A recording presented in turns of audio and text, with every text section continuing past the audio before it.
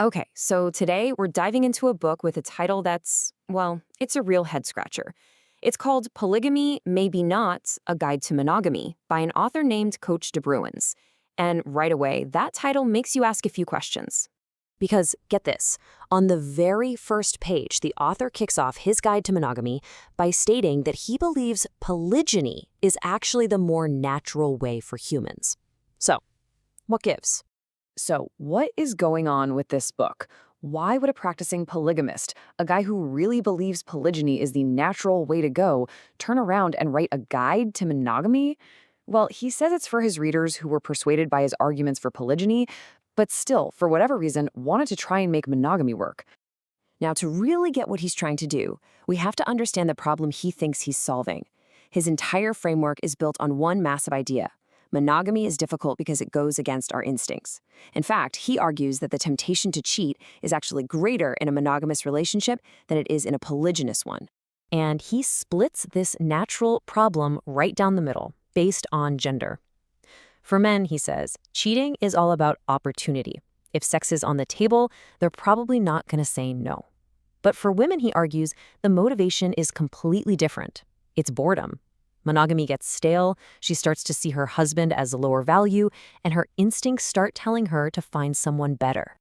So, how do you solve this? Well, according to him, it all starts way before I do. It starts with being unbelievably picky about who you choose in the first place. Let's dig into his criteria. Okay, for a man looking for a wife to be monogamous with, this checklist is intense. He advises choosing a woman who's a virgin and, get this, much younger. He suggests an age gap of over 15 years. She shouldn't be a career woman or a feminist, should want to be a housewife and be totally domesticated. Cleans and cooks. Oh, and no male friends. And she should move straight from her father's house into her husband's. Now, for women looking for a husband, his advice is basically the complete opposite. He tells them to steer clear of those alpha types, the guys who are, in his words, prolific with women. Instead, he says they should be looking for what he calls a beta provider, someone who's introverted, focused on his career, average-looking, and definitely not used to a lot of female attention. So what exactly does he mean by a beta provider? Well, in his world, this is a man whose main value isn't about being some dominant, charismatic leader. Nope. His value is in his ability to provide a stable, secure home. The author's whole point is that this kind of man is just way more likely to stick to the monogamous plan. Okay, so let's say you follow the rules, you've picked the right person.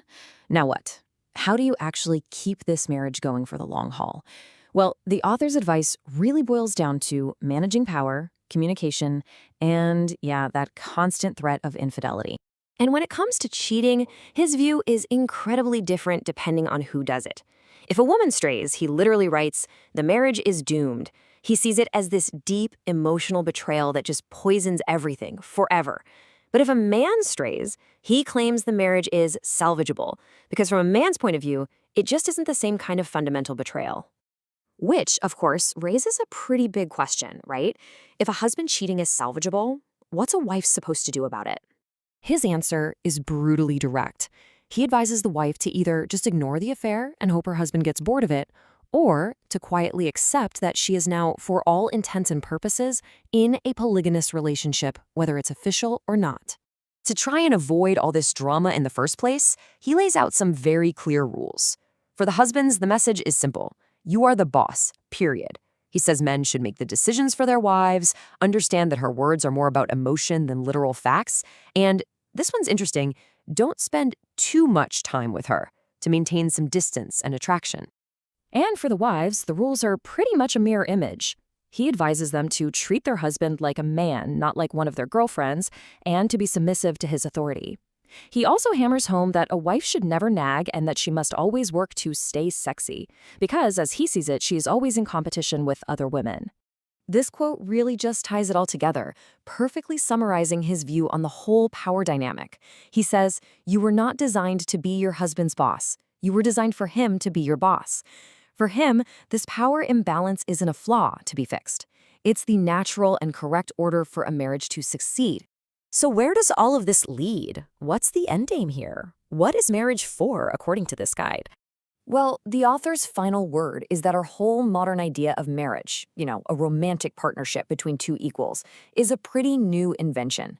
He argues that for most of human history, marriage was a survival mechanism. It was a deal, a hierarchy, where a woman exchanged her subservience for a man's protection and resources. And he believes our instincts are still wired for that old school reality. And it's really important to remember the context for all this.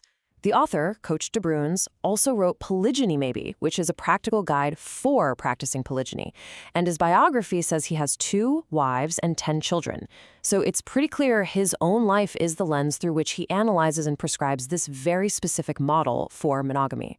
So we kind of end up right back where we started. From this author's perspective, trying to make marriage a partnership of equals is like fighting against nature itself. His guide to monogamy is really a blueprint for structuring it like a traditional top-down hierarchy. And that leaves us with a pretty fundamental question to chew on. Is marriage a romantic partnership, or is it, at its very core, a survival mechanism? And hey, is it even possible for it to be both?